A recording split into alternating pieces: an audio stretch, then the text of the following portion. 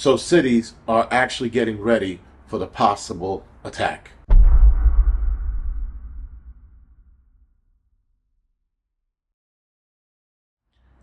Now, guys, this is going to be a fairly short video, but I'm going to talk about, again, that terror attack that we are being warned about and have been warned about for the last, I guess, 9 months now, 10 months. And clearly, this is getting, I guess, more real, or that the possibility of it is getting higher. Let's go there. So the possibility of this is getting higher, and other cities are actually getting ready for this. Now, New York City is actually getting ready for this as well. You have the NYPD that are upping their security, which I don't know what that would actually do. You're giving them more targets than anything. Yes, they can be a deterrent if they know how to shoot, but if the terrorists are using the weapons I think they're going to use, what current NYPD has right now, which are 9mm, are not going to do much. And if these guys come armed and have armor on, they're really not going to do much.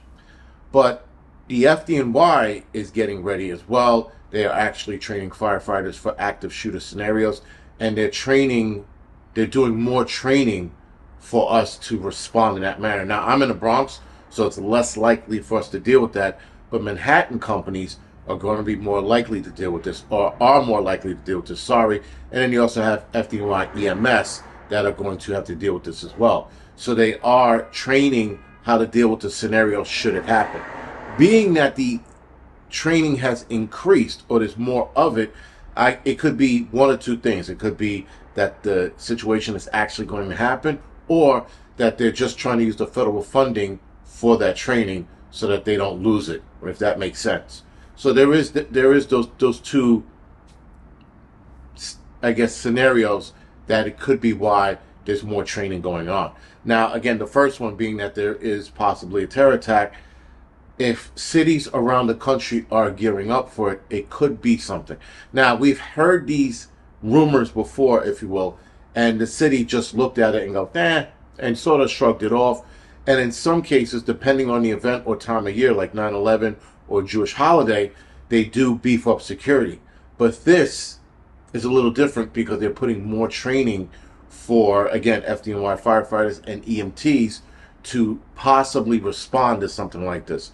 So noticing that training increase, now I'm like, all right, this could actually happen. Now, the threshold, or rather the window for this happening, which is weird, is anywhere between November and February. And the more I read about the time frame of this happening, I'm like, interestingly, it happens right during the holiday seasons.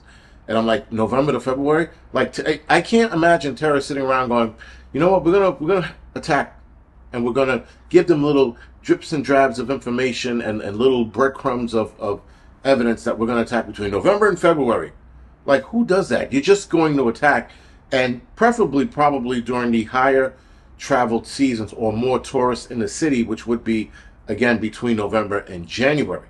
Right, the holiday season, city's out of control with everybody coming in wanting to see that dumbass tree downtown. That, yes, the tree is nice to look at. The Rockefeller Christmas tree. It is nice to look at. It is nice to be in the city, but I just hate tourists and their bullshit and whatever. I don't want to get into that. It's going to piss me off. My point, guys, is that there is definitely a little more legitimacy to this attack happening than before. And I'm seeing different patterns, and the jobs or agencies, different city agencies, respond differently this time around than they did before. So again, this is just something to put in the back of your head.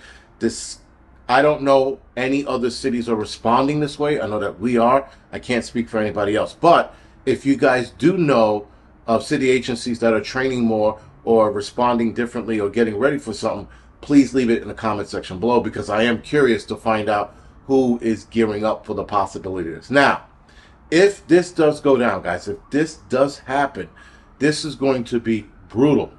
This is not going to be, it's going to make 9/11 look like a walk in a park or a picnic, right? It's going to make it look really, really, this happening is going to be really, really bad, and it's going to make 9/11 look like a drop in the bucket, because the amount of casualties that are going to, according to a lot of inside sources, if you will, or people following this, and the intel that's coming out on this, rather, excuse me, there's going to be mass casualties on this. Now, again, it's seemingly interesting enough, looking like it's only going to hit very liberal cities. This is why I also, one side of me thinks this is not just some terrorist attack or Hamas or whatever bullshit they're going to blame. If they seemingly are attacking liberal cities, which are the cities who put up a fight with citizens like myself owning firearms. Just throwing that out there. But if this does happen, this is going to get bad, and this is going to get bad in a hurry. And this is going to have a long-lasting effect on the United States citizens for a long time, if this does happen.